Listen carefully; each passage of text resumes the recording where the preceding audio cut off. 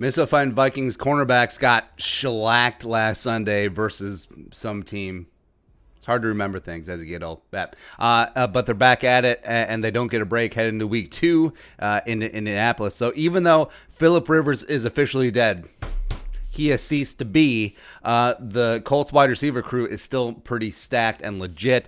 T.Y. Hilton still doing the damn thing at 30 years old. Paris Campbell, I think, is underrated, as well as you have rookie second-round pick Michael Pittman Jr., I think, is going to be a big asset down the line as well. And with rookie phenom cornerback Cameron Dantzler up on blocks with the rib injury, and Mike Hughes and Holton Hill playing like Mike Hughes and Holton Hill, it's great. It's time to unleash first-round pick Jeff Jefe Gladney and let him show the world why he is indeed the boss. So let's talk about the pride of TCU today. So background, 5'10", $191, and yes, he turns 24 in December. We've talked about this a lot. He's 62 days older than Mike Hughes.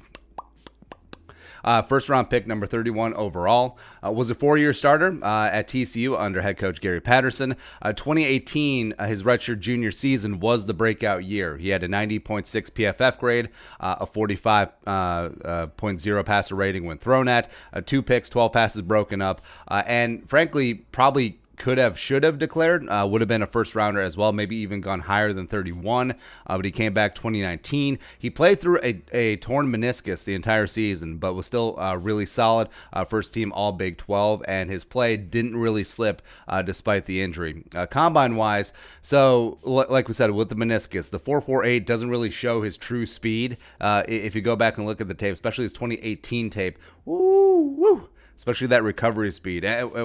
We talked about, like, sometimes it does appear like Gladney sort of slacks off in coverage to bait the quarterback to throw, and then you just use that amazing speed to close on the ball and either break up the pass or pick it off. It is really cool to see. But like we said, with the combine, went through with the meniscus, also explains the pretty dubious 3-cone that was very concerning. But also, apparently he ran a 4.38 on campus before. You know, teams will do like the on-campus, hey, we're going to run the 40 in the spring.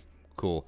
And the reason why he wasn't on the field Sunday, minus the 9 garbage time snaps at the end, is that the Vikings wanted to take it easy with that knee, both in training camp and start of the season. Because he worked out the combine with the meniscus, got a meniscus trim on March 12th right afterwards, and now has been working back. So they eased him into training camp.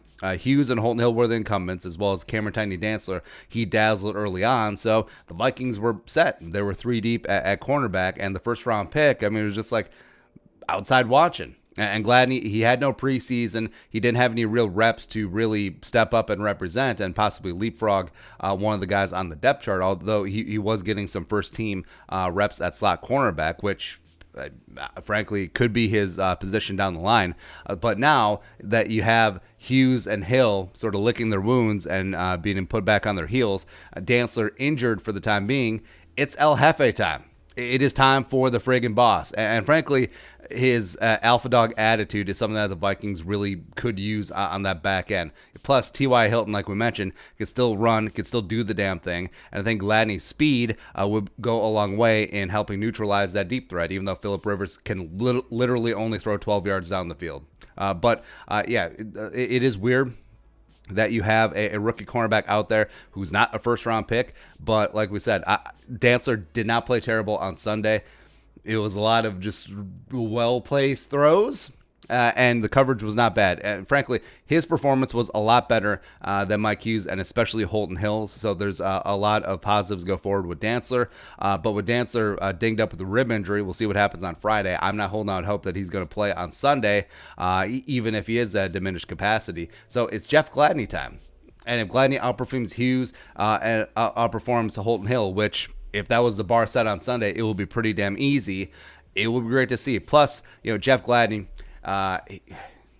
he's a very prideful dude. So the fact that he's like, all right, so I'm the first round pick, and I'm sitting behind these 2 jabronis and behind a 3rd round pick in training camp, and then we're out here getting shelled by our biggest rival in our own stadium, and I can't even get on the field except for 9 garbage time snaps. Phillip Rivers going down, son. You're going to have 2 picks, 5 passes broken up. You're going to have all the tackles. And T.Y., get ready for a 0-0-0 on 0 targets game. Bring on the boss. Let's go. All right, so Jeff Gladney time. Your thoughts, let us know in the comment section below. Subscribe for daily Vikings takes. Want to support that work, post something to Venmo, and give us a follow on social media as well. But until next time, Skol, production value.